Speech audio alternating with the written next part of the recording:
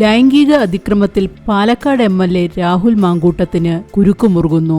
രാഹുലിനെതിരെ യുവതി നേരിട്ട് പിണറായി വിജയനെ കണ്ട് പരാതി നൽകിയതോടെയാണ് യുവനേതാവ് വെട്ടിലായിരിക്കുന്നത്.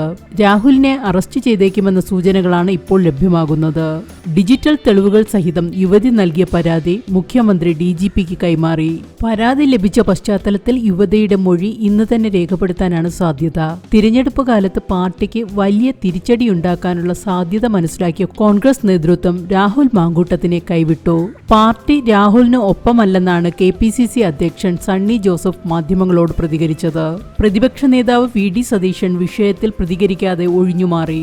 അതേസമയം UDF convener Adoor Prakash MP രാഹുലിനെ ന്യായീകരിച്ചാണ് നിലപാട് വ്യക്തമാക്കിയത്.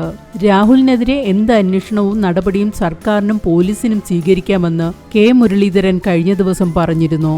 തദ്ദേശ തിരഞ്ഞെടുപ്പിൽ പാലക്കാട് മണ്ഡലത്തിൽ വീട് കയറിയുള്ള പ്രചാരണ പരിപാടിയുമായി രാഹുൽ മുന്നോട്ടു പോകുന്നതിനിടെയാണ് യുവതി നേരിട്ടെത്തി പരാതി നൽകിയത്.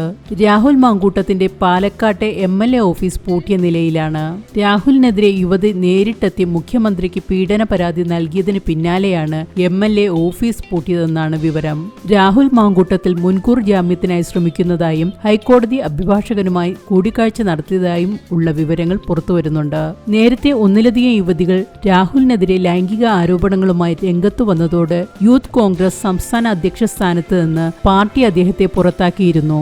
തദ്ദേശ തിരഞ്ഞെടുപ്പോടെ വീണ്ടും പാർട്ടിയിൽ സജീവമാകുന്നതിനിടെയാണ് യുവതി നേരിട്ടെത്തി പരാതി നൽകിയത്.